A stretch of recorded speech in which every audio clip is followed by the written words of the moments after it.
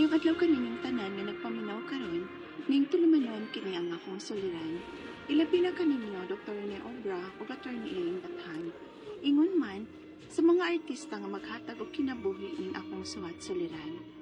Ako si Michi, hingkod ang pangidaron, taga Carcar City, Cebu. Punto legal kining akong suliran. Kabahin kini sa yuta sa akong mama nga nasunod niya sa iya pang mga ginikanan. Naprinda manggod niya dihang nagkabuwag sila sa akong papa. Aron inyong hisabtan, ingon ini ang mga panghitap.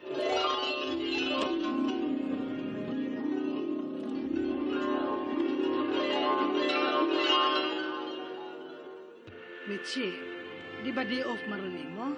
O ma, kaya nga naman di unta. Baka ba importante nga kauron? Kaya ikaw na lang tayo akong suguon sa pagbuhi sa akong yuta nga akong sinunod sa akong mga ginikanan. Tumurog na, mo lang paminaw ko sa akong gawas karon dayo eh. Masinog ni Saka na po din akong dugo. Oo ma, sige, ako na lang. Ay, salamat. Ay, ambito akong bag, be. Magkuha kong kwarta. Pero mangutana lang kumaba. Di ba nga naprinda naman ninyo taa? Oo, naprinda ko na ni atong 1986 pa. Kay nibalahin man taog puyo kay namabay lagi tong inyong amahan. Pila may pagkaprinda ato ma? Gismel ra, kay dinalian lagi to. Ato na lang unta ng gilukat yung taa ma, oy. Sige kag buhis ana unya. Prindado di ay. Kita man gyud ang angay mo buhis ani, bisag nakaprinda pa ni. Kay ako man kunang yuta agod. Sa ako man ang nakapangaan ng yuta, kay wa man na ako ibaligya, rinda raman. Mao akong obligasyon ang pagbuhis ani. Mao ba ma?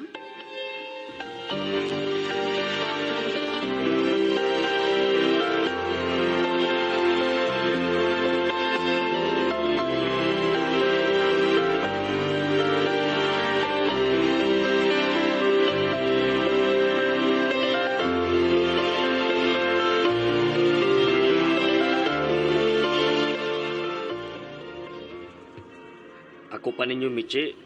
Subayo ninyo ng yutaa. Kay, dugay naman nilang naprinda sa inyong inahan. Unya, sige lang mo buhis nga. Wa mo mahibaw sa kahimtang ng yutaa. Unsay buti mo ipasabot yo. Nasusin na ninyo kung unsa na kahimtangan ng yutaa karon? Og kinsa na namuyo ng yutaa? Murag wa ra ba tiwi? Kay wa gyud nilakaw-lakaw sa mama. O wa na sab siguro na siya susi-susi dito so kanya nagkabuwag silang papa. Kay sa akong nibaw-an, nauwaw siya sa binuhatan sa mong amahan. Ay, maong di na siya ginahang mabalik pa sa maong lugar. Eh, kung mao, wag gid mo ikalibutan kung naunsa na lang yuta ninyo. Alam, Michi, susihaon na ninyo. Usa mo mapadayon og buhis anang yutaa. Ha?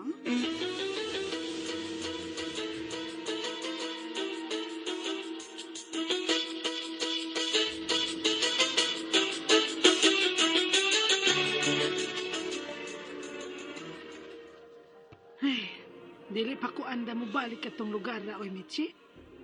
Mabuhi unya og balik ang isyo sa inyong amahan. Nga insulto kaayo sa akong bahin isip asawa kung nganong namabay siya. Pero ma, nagtambag mangkod si Tio nga ipasusi ng yutaa. Kay sige ko nutang buhis nga wata kahibaw sa tinud-anay nga sitwasyon sa yuta. Kung kinsa na namuyo ini ron, wala tayo subay-subay ng yutaa baya. Unya, sige tag buhis. Na, kung gusto mong magsubay, anak ka mo lang, subayan ninyo. Total, mga anak taman sad mo.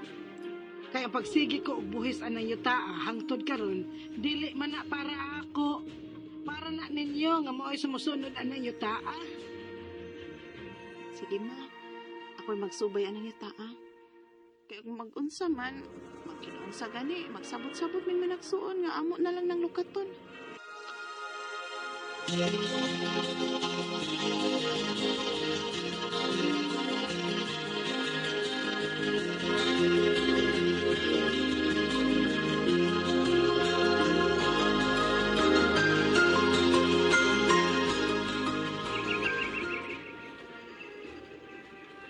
Mauna ko na ninyo taa.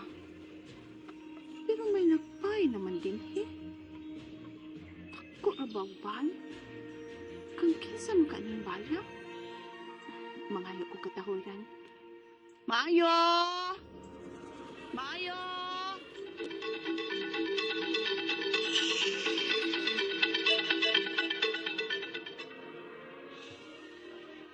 anak di ay kang gawin na. Igaagaw mi. Og ako'y nakalukat aning yuta. Ha? Imong gilukat nga wa magpahibaw sa akong mama?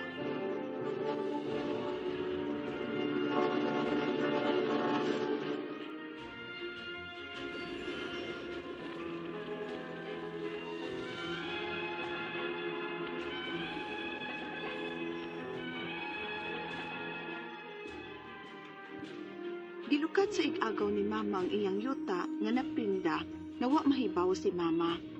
Giguba pa gyud nilang among karaan nga bay o gitukuran nilang dako-dako og concrete nga bay o gikural na kini nila. Unya, Ha? Si Belinda ang nilukat sa akong yuta? o nga, ig-agaw mo ko na.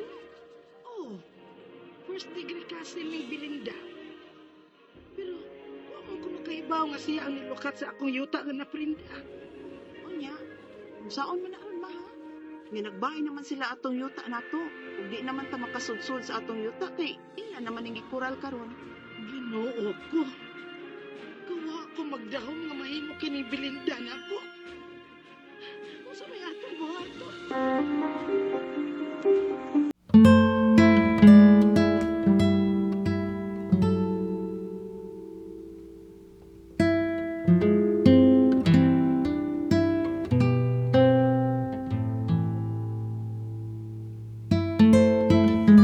Na, ingon bitaw ko ninyo, nga susiha una ninyo taa. Ikaw mo sige buhis, unya, dili ka mo nakapahimos. Na problema ba si Mama Tiyo? Wa na siya mahibaw kung ang saon nga mabawi pa niya sa ig-agaw ang iyang yuta. Ay, lisura na ana eh. Ay nagbahay na magkaugdak ko og concrete ang iyang igagaw ng yuta. Pero kami may magsigi og bayad sa tax ng yuta at iyo. Ug naay mga papeles si Mama nga gigunitan ana. Ang tax tag anang yuta ug ang last will sa mga ginikanan. Lagi. Pero karon man god nga may nag-ukupar na dehan ng yuta. Ug may kaya pud matod mo pa. Bisa na pa mo yung mga papeles. Pero magkinahanglan gigihapon mo kwarta na aron sa pagmatuod nga siin na kinuod nga tag-iya niya na. Ba tiyo? Sus, warba gyud may kwarta tiyo. Mao ganing wa gyud kalukat sa Mama anang yuta asukad pa kani adto. Ay, kasayangan na yung yuta. Gismail rin pagkaprenda. Unya, narimati lang og ingon anak nga kantidad. Mao rin pagkalukata sa igagaw sa imong mama nga kabahan na sa yuta karon. Ay, swerte jud kayo ang igagaw ni mama nimo anang yuta. Tiyo.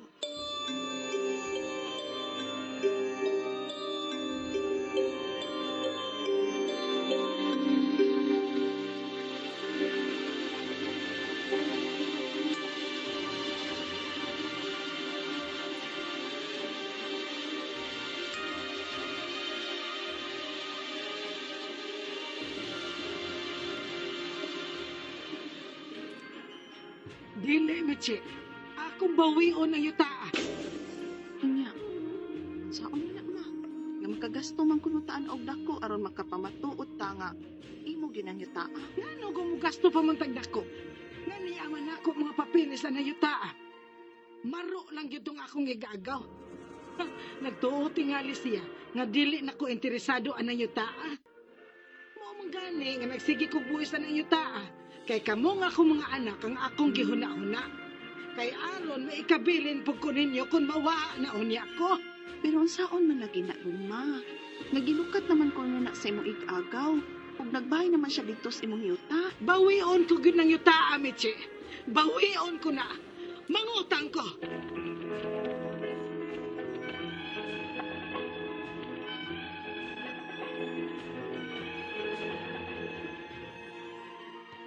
Naguol ko sa akong mama kay nahasol naman hinoon siya ining yuta karon. Ug may nakasulti namo nga makagasto gyud ni sa among pagbawi ini. Unya, wa ra ba gyud mi kwarta ug may kay ang ig-agaw ni mama nga maoy milukat sa yuta ni mama. Ang ako mga pangutana mao kining mosunod. Unang pangutana, naprinda sa akong mama ang iyang yuta niadtong 1986 sa kantidad nga 10,000. Gilukat kini sa iyang ig-agaw nga wa magpahibaw niya. Mahimo bang ang kuno na niya sa iyang ig-agaw? Ikaduhang pangutana, si mama ang nagbuhis ining yuta hangtod karon. May record si mama sa BIR. ug may tax deck ug last will sa akong lola. Si mama pa ba ang matawag nga tag-iya ining yuta? Ikatulong pangutana, nagbay na og concrete ang igagaw ni mama ining yuta. May kaya ra ba sila? Mabawi pa ka ni mama ning maong yuta? Unsa may imong buhaton? Mukuha pa ba mig abogado? Ikaapat og katapusan. Kung magkadaog mi sa kaso, pwede ba silang moapila sa korte? Kinahanglan ba namong bayran ang bay nga natukod sa igagaw ni mama sa among yuta? Wala ba gyud may ikabayad? Ug may kaya sila? Palihog, tabangi og tambagi ko. Kini ang akong suliran, Michi. Mayong adlaw mga suking tigpaminaw, kini si Attorney Elaine Bathanog ako ang muhatag ninyo og tambag tubag solusyon kalinawan sa inyong mga pangutana, mga problemang may punto legal, personal, emotional nga mga problema. Ipadanang inyong suwat, oy ay musikig hilak, ay sigig mugot, ay sigig mugtok. Bawal magmaoy guys. Muna ipadala inyong suwat sa suliran_612@yahoo.com or sa ato ang Facebook account nga kini ang akong suliran official writers page. Pwede sad atong ipadala sa 3rd floor Jose R. Martinez Building, Osmeña Boulevard, Cebu City. Lain-lain, klase-klaseng pamaagi, wa gyud mo'y lusot, ipadagi ng inyong suwat diri namo. Nganuman, kana ganing naatay ka pahungawan sa to ang mga problema, masking isuwat na natumugaan-gaan atong pamati, samot na og mahatagan og kinabuhi inyong suwat, makapaminaw ato ang mga suking tigpaminaw, unya, mahatagan pag yung tambag og tubag ni Attorney Elaine, ba? So ipadana ha. Ang mga nagpadana, paabot-paabot lang gamay, amo ra gyud nang himuag drama, mauna nga muhangyo gyud ko nga kumplituha ang detalye. Kay kung di man gud na kumpleto, maglisod mig himog drama, madugay samot, o di ba? So ipadana inyong suwat, kumpleto ang mga detalye, hinungdan sinugdanan anang inyong mga pangutana o mga problema. Okay? And shout out and greetings sa tanan likers and followers sa DYHP RMN Cebu sa ato ang Facebook, kung diin mapaminaw nato from sign on to sign off ang tanan nga mga nindot nga mga programa sa ato ang stasyon, mga balita, mga music, mga drama, mapaminaw na nato tanan kompleto ta, di na gid mo angay mo balhin og laing stasyon, tutok ra gyud tas DYHP og sa mga RMN nato nga mga radio stations. Of letter sender karong adlaw gikag Karkar City, Cebu, si Michi. Mga 30 years old naman tingin ni si Michi. Punto legal og nisuwat ni siya kabahin sa yuta nga nasunod sa iyahang mama gikan sa iyang ginikanan, unya buwag mani ang iyahang mama og papa. Okay, arita diretso sa iyahang mga pangutana guys. Unang pangutana, naprinda sa iyahang mama ang yuta ni adtong 1986 pa sa kantidad nga 10,000. Gilukat ni sa iyang igagaw ug wala magpahibaw niya. Mahimo bang ang kuno na ni sa iyang igagaw? Okay, mangutana gid ko, kaning pagprinda nato dapat legal ang dokumento. Dingon na jud ko ninyo sa una pa nga kung magprinda ta, dapat ang document nga gamiton is real estate mortgage. Labi na kung titulado ang yuta, i-annotate na ang prinda or real estate mortgage ngadto sa titulo. Unsa ning real estate mortgage mga sukintig paminaw? Usa na siya ka dokumento nga magpamatuod nga ikaw na iutang aning tawhana. Unya, kaning yuta nga ikay tag-iya or kung di man gani ikay tag-iya na ay pagtugot sa tag-iya nga mao'y gamiton nga garantiya in kaso ug di ka makabayad, ang yuta mo'y mamahimong bayad sa imuhang utang, no? Kung di gud ka makabayad, di pod na automatic nga mahimong tag-iya kay naa pod tay foreclosure nga procedure nga giingon kung mag-real estate mortgage ta. Mauna ang sakto nga dokumento. Magpamatuod again nga nakay utang ug ang imuhang gigarantiya in kaso di ka makabayad is the property. Dinha ko musugod sa akong pangutana nimo dinha Michi. Naa ba ni nga dokumento way back in 1986? Unya, ang kanang paglukat nato, although allowed na siya pero di na siya pwede, di pud na valid kung ang paglukat nato sa yuta way pagtugot sa katong nangutang. Okay, so dili na niya pwede ang kunon ang yuta nga iya hana. Ikaduhang pangutana, si mama ang nagbuhis aning yuta hangtod karon. May record si mama sa BIR, tax deck ni mama, ug last will sa akong lula. Si mama pa ba ang matawag nga tag-iya ani? Correct. Ang akong pangutana ani, kung ang imuhang lula ang tag-iya na pa ba ni iyahangan? Kaya di man po na nato mapabalhin unless mo execute ta og extrajudicial settlement of estate. Dokumento pagpamatuod kung giunsa nato pagbahin-bahin ang yuta sa namatay na among yourselves kamong mga gikabinlan or mga eredero sa maong kabtangan. Ikatulong pangutana, nagbalay na og konkret ang ig-agaw ni mama aning yutaa. May kaya ra ba sila? Mabawi pa ba ni mama ning yutaa? Unsay among buhaton? Mukuha ba mig abogado? My answer is yes. You really need a lawyer because kinahanglan magunig mga legality labi na kinahanglan nato i-trace kung kang kinsa as of the moment nakapangalan ang yuta. Kung kang lula pa ni nakapangan, maghimo tag legal nga dokumento, kinahanglan ng abogado para maghimog real kanang extrajudicial settlement of estate, mubayad po tag buhis. Kung nakapanganan ni sa imuhang ig-agaw, okay, then kinahanglan po yun nato ni magpa-reconvey o bawion, no, in a legal manner ang pagpanag-iya ninyo sa yuta. Labi na kay ma-evidence man pud nato, magamit pud nato ebidensya ang pagbayad sa imuhang mama sa buhis sa maong yuta.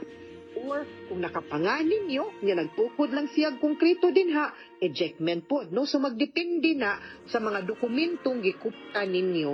Ang abogado mo advise sa manako kung unsa nga dokumento o unsa nga legal action ang pwede ninyong buhaton, depende sa dokumento nga naa mo. No? So kinahanglan yun mo muduol og abogado. Okay? Ikaupat o katapusang pangutana. Mabawi man na ninyo. Okay? Ako lang ning klaroho. No? Mabawi man na, pero magdepende how. Okay? Kaupat o katapusang pangutana. Makadaog mi sa kaso. Kung makadaog mi sa kaso, pwede ba silang muapila sa korte? Kinahanglan ba namong bayran ang balay nga natukod sa ig-agaw sa imong mama? Again, magdepende na. Kinamang gutay giingon guys nga builder in good faith, builder in bad faith. Ang builder in good faith, posible pa nga basin ato pwedeng ulian sa nagasto, pwede ta mo compromise, pwede ta magstorya nga sige, para way kaso, sige nga lang kung ikaw mangganig yun itubos ato, di man sa mi kabayad nimo. Sige, imo ning portion, ako na lang ning nahabilin, ana ba? Pwede man gud po na nato i-compromise para way gubot, di ta magkiha, di madugay ang lalis, no? Lain-lain, magdepende. Pero kung di gyud pod mo insist pod gyud siya siyang katungod, naag yun, no? Naagi process kay naaman tay lower courts, naapod tay Supreme Court, all the way up wa po'y magpagkapugong nila nga mo exercise pod sa ilahang katungod. Muna like I said, better nga naay abogado nga maduol, daghamang mga abogado po din haskarkar nga pwede ninyong maduol, no, para makahatag ninyo og tambag og giya kung unsay sakto nga legal nga aksyon nga pwede natong buhaton para mabawi or maprotektaran ninyo ang inyong yuta. Okay?